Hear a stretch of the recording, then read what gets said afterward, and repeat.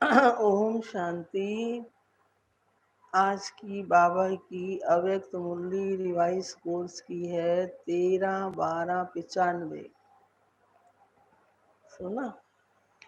तो आज की मुरली का सार है, व्यर्थ बोल, डिस्टर्ब करने वाले बोल से स्वयं को मुक्त कर बोल की एकानामी करो। समझे? व्यर्थ बोल, डिस्टर्ब करने वाले बोल से स्वयं को मुक्त कर एकानामी माना बोलों की भी बचत करो। कौन से बोल? डिस्टर्ब करने वाले व्यर्थ बोलों से अपने आप को मुक्त करना है।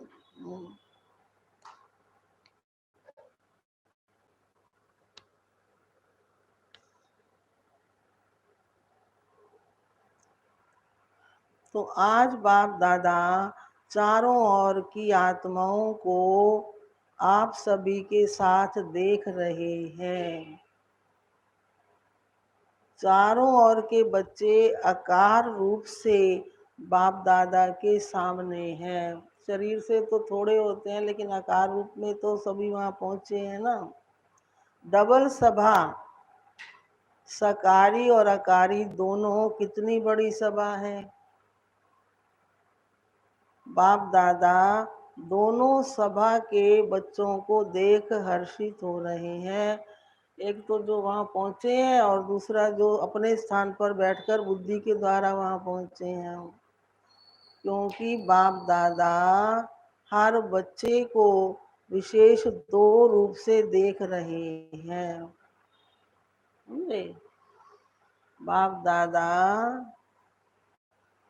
हर बच्चे को विशेष दो रूप से देख रहे हैं।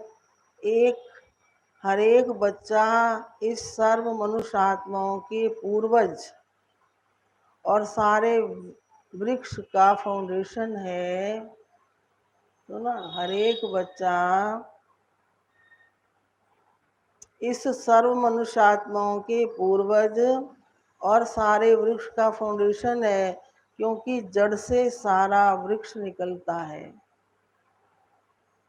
और दूसरे रूप में पूर्वज बड़े को भी कहते हैं।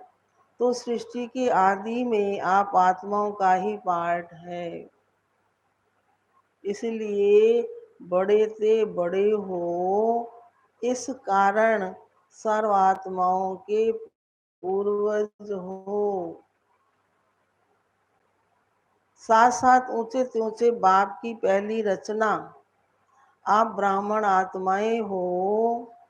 तो जैसे ऊंचे से ऊंचा भगवान है, वैसे बड़े से बड़े पूर्वज आप हो।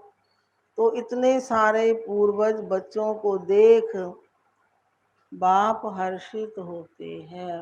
हर्षित होते हैं माना खुश होते हैं। आप भी हर्षित होते हो कि हम कौन है? पूर्वज हैं। उस निश्चय और नशे में रहते हो।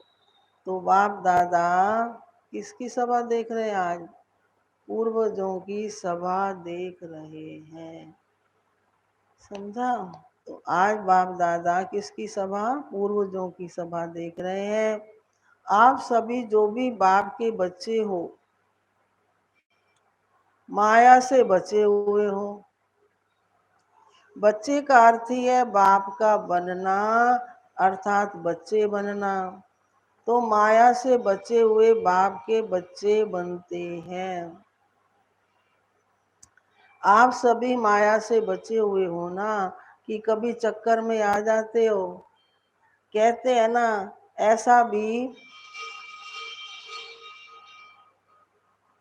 ऐसा भी चक्रव्यूह होता है जो पीछे तरीके से निकलना होता है। तो कोई भी माया के चक्रव्यूह में फंसने वाले तो नहीं हो ना। क्या कोई चक्कर है? बचे हुए हो? तो जवाब दिया हाँ। ऐसे नहीं कि यहाँ हाँ जी करके जाओ और बाहर जाके कहो ना, ना जी। यहाँ कहो हाँ जी और बाहर कहो ना जी। जब एक बार चक्कर से निकलने का रास्ता या विधि आ गई तो फिर फंसने की तो बात ही नहीं है। माया को अच्छी तरह से जान गए हो ना कि कभी अनजान बन जाते हो। फिर कहते हैं हमको तो पता ही नहीं पड़ा कि ये माया है, क्योंकि जैसे आजकल का फैशन है, भिन्न भिन्न फेस बहुत भिन्न भिन्न फेस बहुत पहन लेते, अभी अभी क्या बनेंगे, अभी अभी क्या बनेंगे। तो माया के पास भी ये फसाने के फेस बहुत हैं। सुना, उसके पास अच्छा बड़ा दुकान किसके पास? माया के पास फसाने का अच्छा बड़ा दुकान है। जिस समय जो रूप धारण करना चाहे उस समय कर लेती है। कौन? माया। और अगर जाने अनजाने फंस गए तो निकलने में बहुत टाइम लगता है।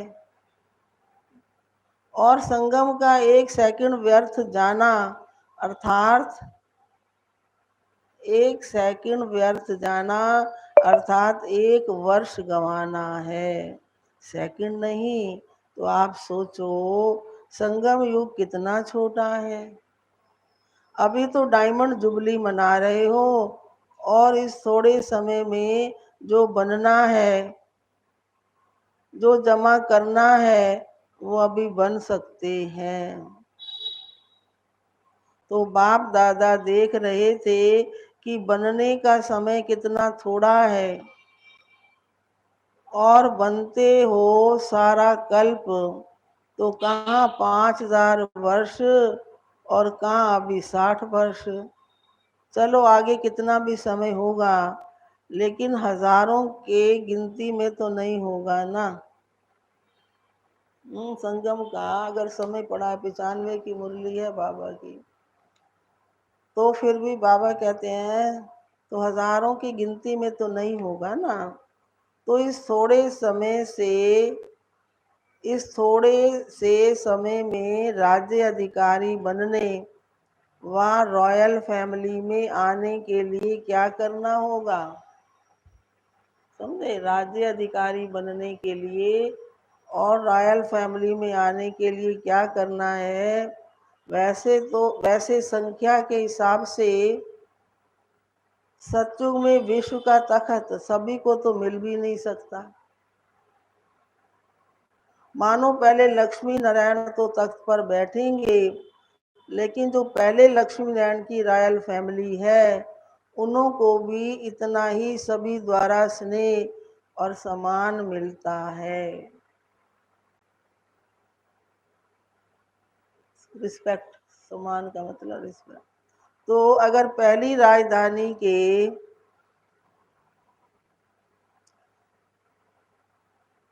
मानो पहले लक्ष्मी नारायण तो तख्त पर बैठेंगे, लेकिन जो पहले लक्ष्मी नारायण की रॉयल फैमिली है उन्हों को भी इतना ही सभी द्वारा स्नेह और सम्मान मिलता है।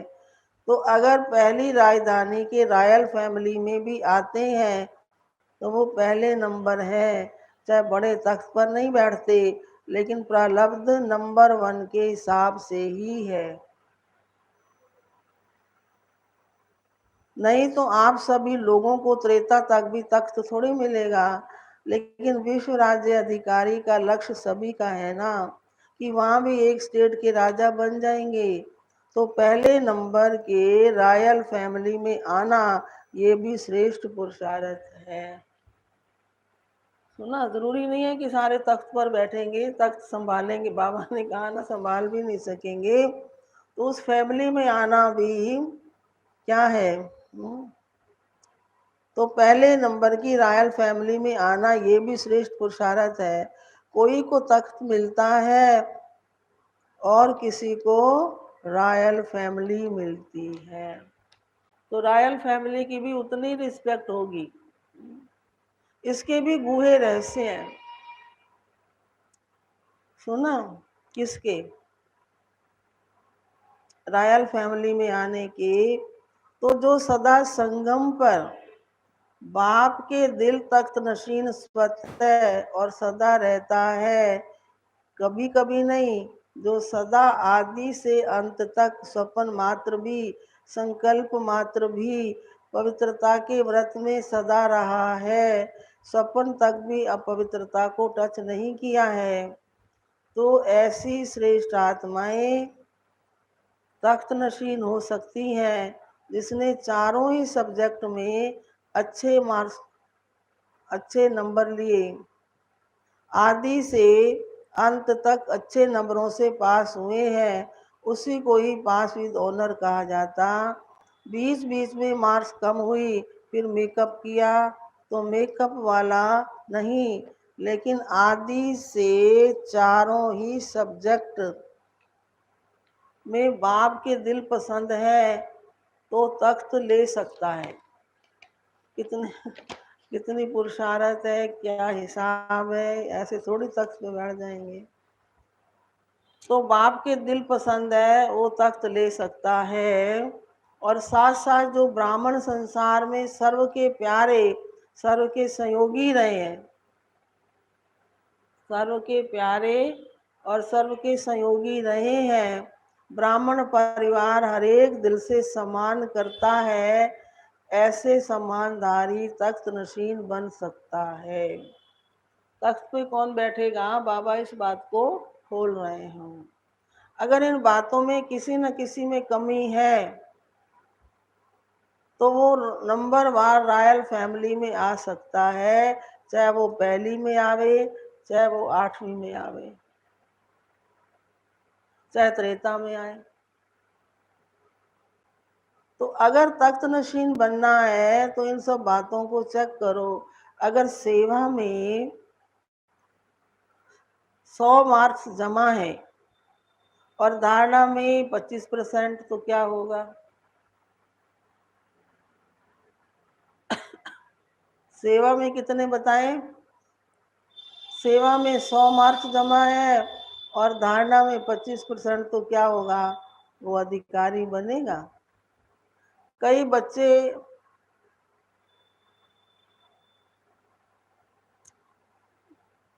बच्चे और सब्जेक्ट में आगे चले जाते हैं, लेकिन प्रैक्टिकल धारणा में जैसा समय है वैसा अपने को मोल्ड करना, वो है रियल गोल्ड। तो कहाँ कहाँ माया बच्चों से होशियार हो जाती है। सुना क्या है? माया क्या करती है? बच्चों से होशियार हो जाती, वो फट से समय प्रमाण स्वरूप धारण कर लेती है। और बच्चे क्या कहते हैं, बाबा के पास तो सबकी बातें आती हैं ना, मानो एक रॉन्ग है और दूसरा राइट है। ऐसे भी होता है कि दोनों तरफ की कोई ना कोई कमी होती है, लेकिन मानो आप बिल्कुल ही अपने को राइट समझते हो और दूसरा बिल्कुल ही रॉन्ग है, तो आप राइट हो और वो रॉन्ग।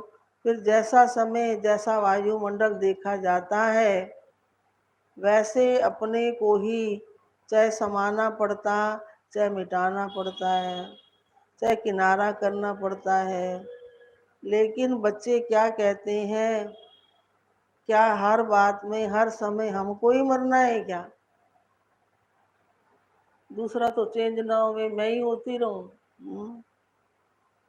तो क्या कहा, जैसा भी समय, जैसा वायुमंडल देखा जाता है, वैसे अपने को भी चाहे समाना पड़ता, चाहे मिटाना पड़ता, चाहे किनारा करना पड़ता। लेकिन बच्चे क्या कहते हैं, क्या हर बात में हर समय हमको ही मरना है क्या? मरने के लिए मरने के लिए हमें और मौज मनाने के लिए ये हैं।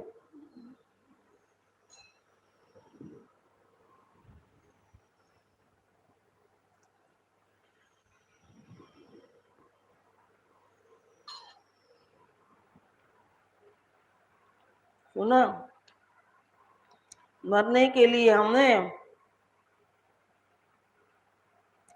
और मौज मनाने के लिए ये है, तो सदा मरना है। ये मरना तो बहुत मुश्किल है। मरजीवा तो बन गए, वो तो सहज है।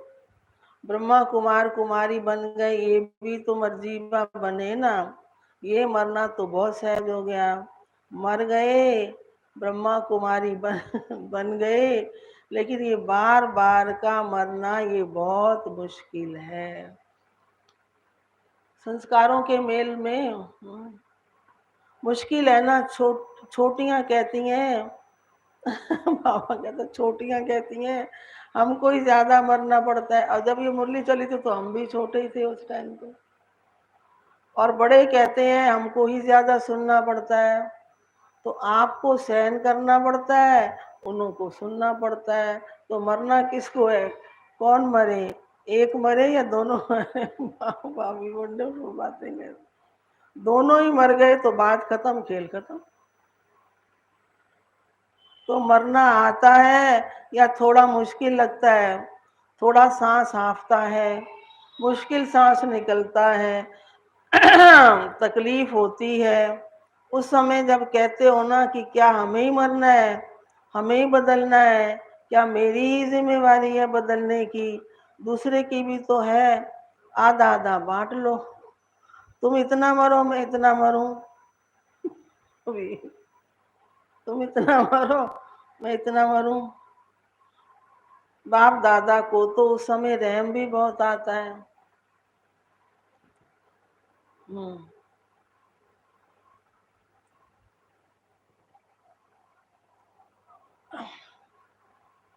बाप दादा को उस समय रहम भी बहुत आता है, लेकिन ये मरना मरना नहीं है, ये मरना सदा के लिए जीना है। सुना? कौन सा मरना मरना नहीं है? झुकना तो ये क्या है? ये सदा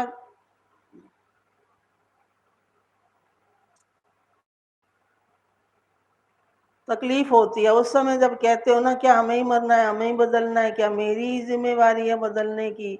दूसरे की भी तो है।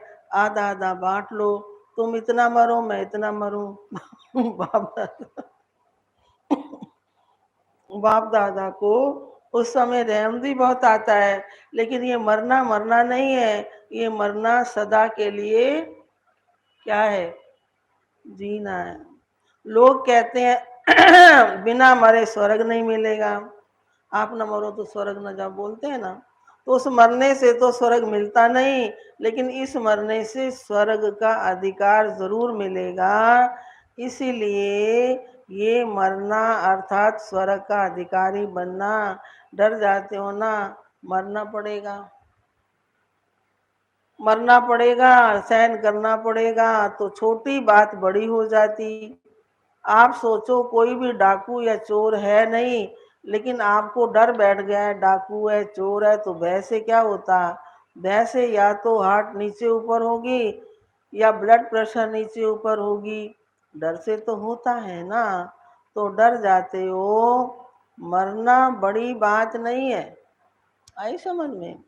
लेकिन आपका डर बड़ी बात बना देता है।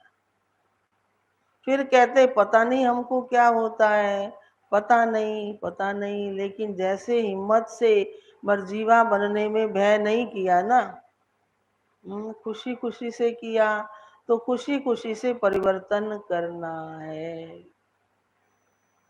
मरना शब्द नहीं, लेकिन आपने मरना मरना शब्द कह दिया, इसलिए डर जाते हैं। वास्तव में ये मरना नहीं है, लेकिन अपनी धारणा की सब्जेक्ट में नंबर लेना है। सुन लिया? क्या जवाब देता?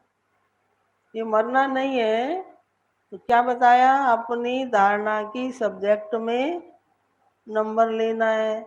सहन करने में घबराओ मत। क्यों घबराते हो? क्योंकि समझते हो झूठी बात में हम सहन क्यों करें? लेकिन सहन करने की आज्ञा किसने दी? झूठ बोलने वाले ने दी? दी उसने? कोई दी क्या? कई बच्चे सहन करते भी हैं, लेकिन मजबूरी से सहन करना और मोहब्बत में सहन करना, इसमें क्या है? मजबूरी से सहन करना और मोहब्बत में सहन करना।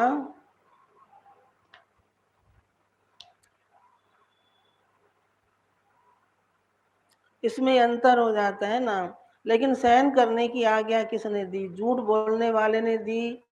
कई बच्चे सहन करते भी हैं, लेकिन मजबूरी से सहन करना और मोहब्बत में सहन करना, इसमें अंतर है। बात के कारण सहन नहीं करते, लेकिन बाप की आज्ञा है सहनशील बनो, तो बाप की आज्ञा मानते हो, तो परमात्मा की आज्ञा मानना ये खुशी की बात है ना, ना कि मजबूरी है। तो कई बार सहन करते भी हो, लेकिन थोड़ा मिक्स होता है। मोहब्बत भी होती है, मजबूरी भी होती है। सहन कर ही रहे हो तो क्यों नहीं खुशी से ही करो। आए समझ में? क्या सहन कर ही रहे हो तो खुशी से करो, मजबूरी से क्यों करो? वो व्यक्ति सामने आता है ना, तो मजबूरी लगती है। और बाप सामने आवे तो बाप की आज्ञा का पालन कर रहे हैं तो मोहब्बत लगेगी, मजबूरी नहीं। तो ये शब्द नहीं सोचो। आजकल ये थोड़ा कॉमन हो गया है। कौन सी बात? हम्म? मरना पड़ेगा, मरना पड़ेगा, कब तक मरना पड़ेगा?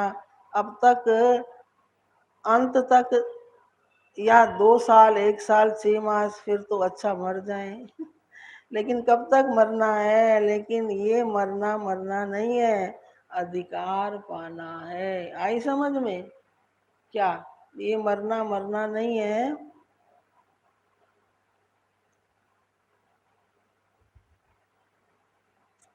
तो क्या करेंगे? मरेंगे? ये मरना शब्द खत्म कर दो। मरना सोचते हो तो मरने से तो डर लगता है। देखो अपना मृत्यु, देखो अपना मृत्यु तो छोड़ो, कोई कोई तो दूसरे का मृत्यु देख करके भी डर जाते हैं, डेड बॉडी के पास जाएंगे ही नहीं। तो ये शब्द परिवर्तन करो। ऐसे ऐसे बोल नहीं बोलो, शुद्ध भाषा बोलो। ब्राह्मणों की डिक्शनरी में ये शब्द है ही नहीं। कौन सा? मरने का। पता नहीं किसने शुरू किया है, किया तो आप लोगों में से ही है ना। आप माना जो सामने बैठे हैं वो नहीं, ब्राह्मणों ने किया है ना। बाप दादा ने ये तो एक मिसाल सुनाया, लेकिन सारे दिन में ऐसे व्यर्थ बोल या मजाक के बोल बहुत बोलते हैं। आई समझ में? क्या करते हैं? व्यर्थ बोल या मजाक के बोल बहुत बोलते हैं। अच्छे शब्द नहीं बोलेंगे, लेकिन कहेंगे मेरा भाव नहीं था, ये तो मजाक में कह दिया। तो ऐसा मजाक क्या ब्राह्मण जीवन में आपके नियम में है? लिखा हुआ तो नहीं है ना। कभी पढ़ा कि मजाक कर सकते हैं? मजाक करो लेकिन ज्ञान युक्त, योग युक्त। बाकी व्यर्थ मजाक जिसको आप मजाक समझते हो, लेकिन दूसरे की स्थिति डगमग हो जाती है, तो वो मजाक हुआ या दुख देना हुआ।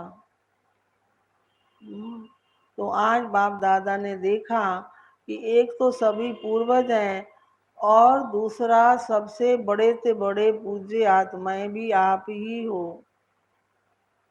आप जैसी पूजा सारे कल्प में किसी की नहीं होती। तो पूर्वज भी हो और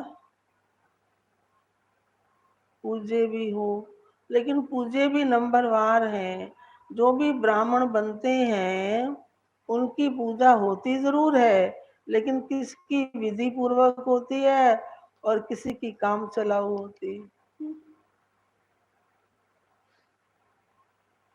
तो जो ब्राह्मण यहाँ भी योग में बैठते हैं, लेकिन काम चलाओ, कुछ नींद किया, कुछ योग किया, कुछ व्यर्थ सोचा, कुछ अशुभ शुभ सोचा, तो ये काम चलाओ हुआ ना। सफेद बत्ती जल गई, काम पूरा हो गया। ऐसी धारणा में भी काम चलाओ बहुत होते हैं। कोई भी सरकमस्टांसेस आएगा तो कहेंगे अभी तो ऐसे करके चलाओ, पीछे देखा जाएगा। तो ऐसे की पूजा काम चलाऊ होती है। देखो लाखों शालिग्राम बनाते हैं, लेकिन क्या होता है? विधि पूर्वक पूजा होती है, काम चलाऊ होती है। पाइप से नहला दिया और तिलक भी कटोरी भर के पंडित लोग ऐसे ऐसे कर देते हैं, छिड़क देते हैं, तिलक लग गया तो ये क्या हुआ? काम चलाओ हुआ ना। पूजे सभी बनते, लेकिन कैसे पूजे बनते हो वो नंबरवार है। किसी की हर कर्म की पूजा होती है। दातुन का भी दर्शन दर्शन होता है। दातुन हो रहा है, मथुरा में जाओ तो दातुन का भी दर्शन कराते हैं। इस समय दातुन का समय है, तो काम चलाऊ नहीं बनना, नहीं तो पूजा भी ऐसी होगी, काम चलाओ। अच्छा, सुन लिया आज की मुरली बाबा ने। सभी टीचर्स खुश हो, या कोई कोई इच्छा अभी मन में है? कोई भी इच्छा होगी तो अच्छा बनने नहीं देगी। या इच्छा पूर्ण करो या अच्छा बनो, आपके हाथ में है।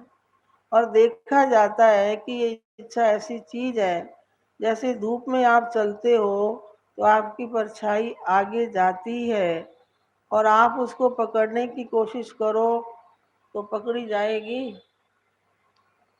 और आप पीट करके जाओ तो वो परछाई कहाँ जाएगी? आपके पीछे पीछे आएगी ना।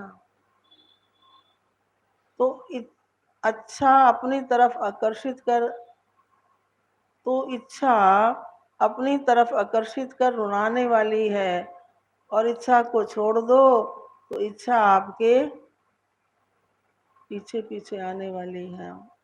मांगने वाला कभी सपन मांगने वाला कभी भी संपन्न नहीं बन सकता। और कुछ नहीं मांगते, लेकिन रायल रूप मांग तो बहुत है ना। रायल मांग तो बहुत है, जानते हो ना रायल मांग क्या है? सुनो, अल्पकाल का कुछ नहीं मिल जाए, कुछ शान मिल जाए। कभी हमारा नाम भी विशेष आत्माओं में, कल भी बाबा संडे की मुरली में बोला ना, कभी हमारा भी नाम विशेष आत्माओं में आ जाए, हम भी बड़े भाइयों में गिने जाएं, हम भी बड़ी बहनों में गिने जाएं। आखिर हमको भी तो चांस मिलना चाहिए। लेकिन जब तक मंगता हो तब तक कभी खुशी के खजाने से संपन्न नहीं हो सकती।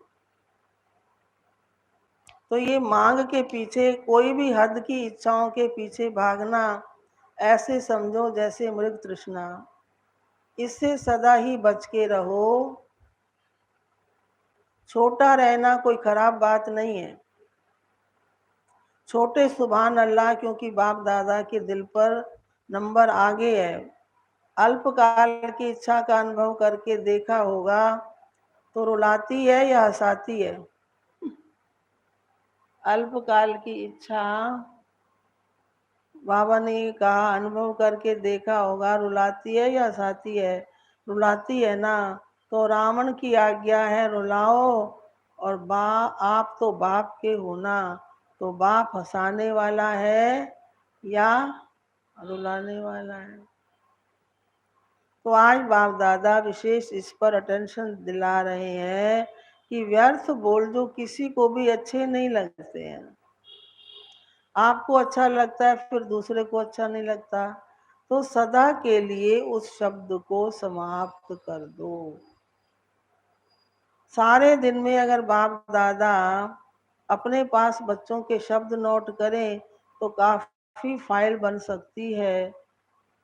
ये अपशब्द, व्यर्थ शब्द, जोर से बोलना, ये जोर से बोलना भी वास्तव में अनेकों को डिस्टर्ब करना है। ये नहीं बोलो मेरा तो आवाज बड़ा है, माया जीत बन सकते हो और आवाज जीत नहीं बन सकते। तो ऐसे किसी को भी डिस्टर्ब करने वाले बोल और व्यर्थ बोल नहीं बोलो। बात होती है दो शब्दों की, लेकिन आधा घंटा उस बात को बोलते रहेंगे। तो ये जो लंबा बोल बोलते हो, जो 4 शब्दों में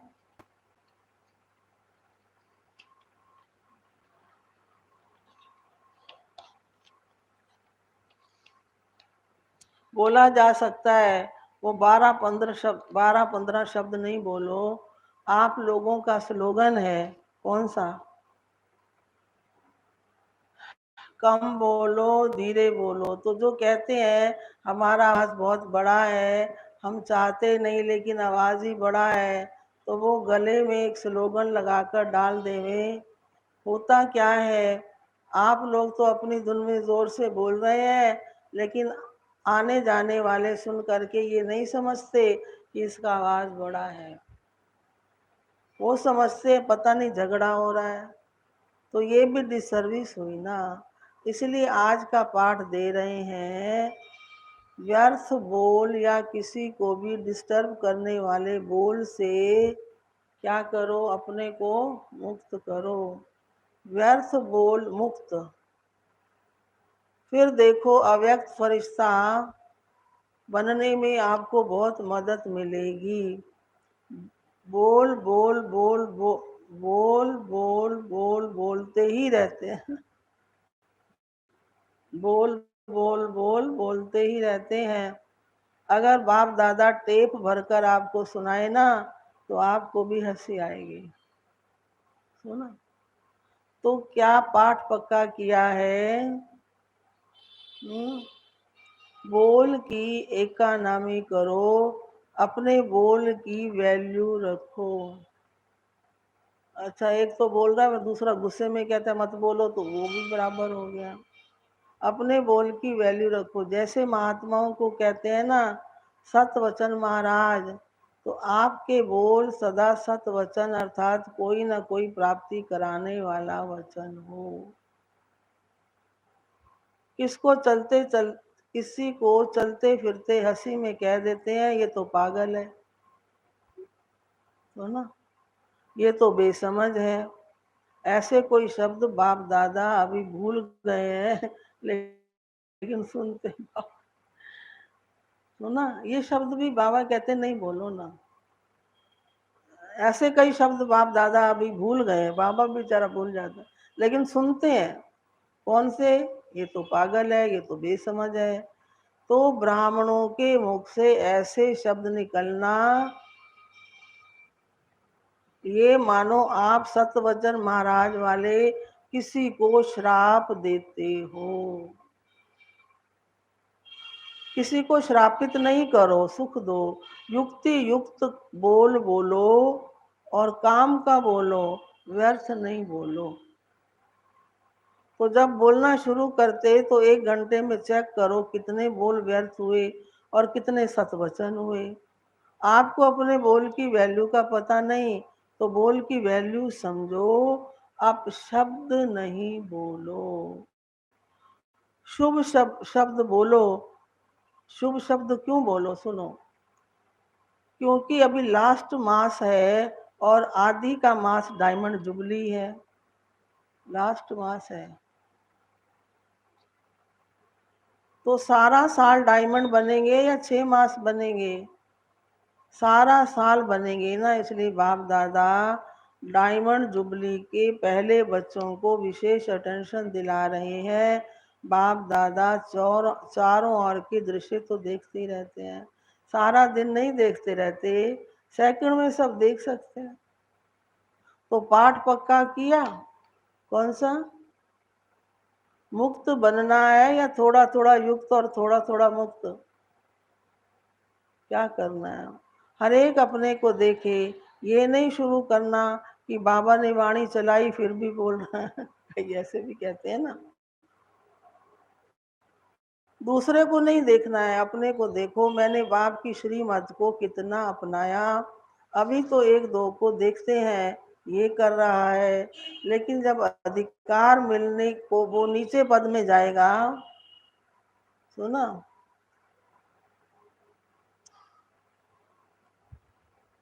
लेकिन जब अधिकार मिलने में वो नीचे पद में जाएगा, उस समय आप साथ देंगे? उस समय देखेंगे? उस समय नहीं देखेंगे, फिर अभी क्यों देखते हो? अच्छा, सभी मुक्त बनेंगे ना। सभी को पाठ याद है? कौन सा पाठ है? व्यर्थ बोल मुक्त याद है? व्यर्थ बोल मुक्त बाबा कह रहे याद है, भूल तो नहीं गया ना। अच्छा, चारों ओर के पूर्वज आत्माओं को, सदा इस निश्चय और नशे में रहने वाली श्रेष्ठ आत्माओं को, सदा बाप के श्रीमत प्रमाण हर कर्म करने वाले कर्म योगी आत्माओं को, सदा दृढ़ संकल्प से बाप के हर कदम पर कदम रखने वाले फॉलो फादर बच्चों को बहुत बहुत याद प्यार और नमस्ते। डबल विदेशियों को डबल नमस्ते। वरदान है, लौकिक को अलौकिक में परिवर्तन कर घर को मंदिर बनाने वाले आकर्षण मूर्त भाव।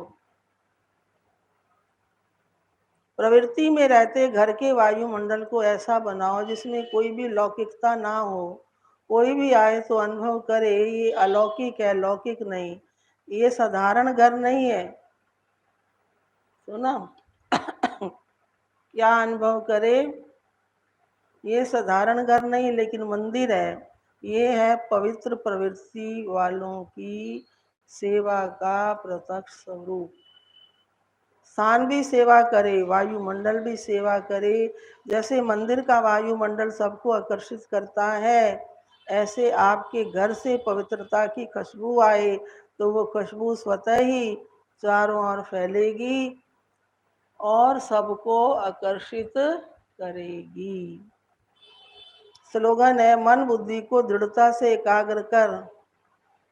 मन बुद्धि को दृढ़ता से एकाग्र कर कमजोरियों को भस्म कर दो तो सब कहेंगे सच्चे योगी। सूचना है,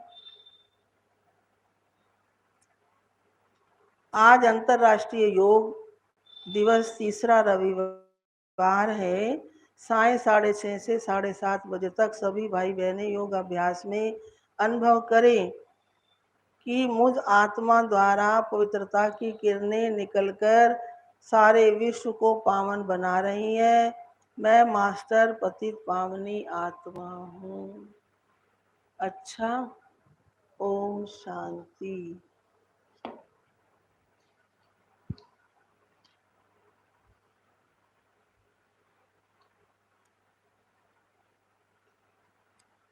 ये अव्यक्त इशारा है। जब स्वयं को अकाल मूर्त आत्मा समझेंगे तब अकाले मृत्यु से, अकाल से सर्व आत्माओं से जब स्वयं को अकाल मूर्त आत्मा समझेंगे तब अकाले मृत्यु से, अकाल से सर्व समस्याओं से बच सकेंगे। मानसिक चिंताएं, मानसिक परिस्थितियों को हटाने का एक ही साधन है, अपने इस पुराने शरीर के भान को मिटाना। देहाभिमान को मिटाने से सर्व परिस्थितियां स्वतः ही मिट जाएंगी। अच्छा, ओम शांति।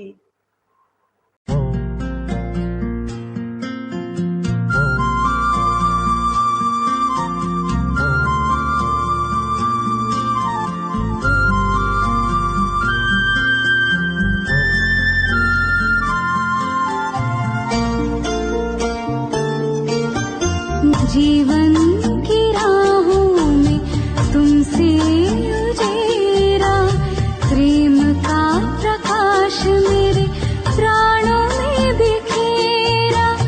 आंचल में भर के कहा लाल मेरा, आंचल में भर के कहा लाल मेरा। धन्यवाद तेरा प्रभु, धन्यवाद तेरा, धन्यवाद तेरा प्रभु, धन्यवाद तेरा। धन्यवाद धन्यवाद धन्यवाद तेरा, धन्यवाद धन्यवाद धन्यवाद तेरा।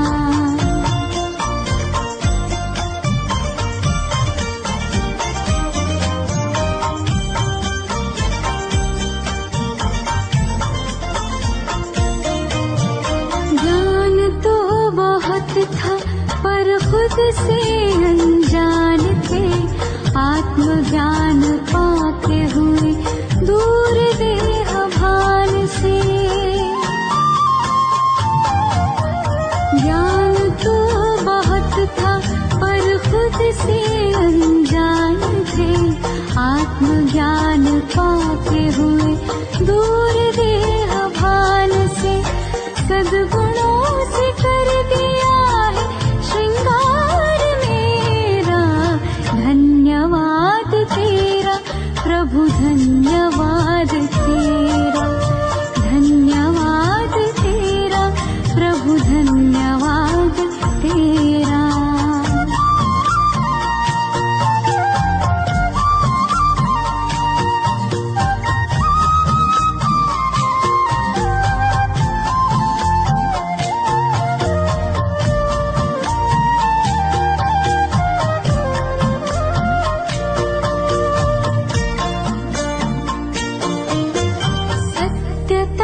की शक्ति से हम तो निडर हो गए, पवित्रता का बल मिला हम तो अमर हो गए।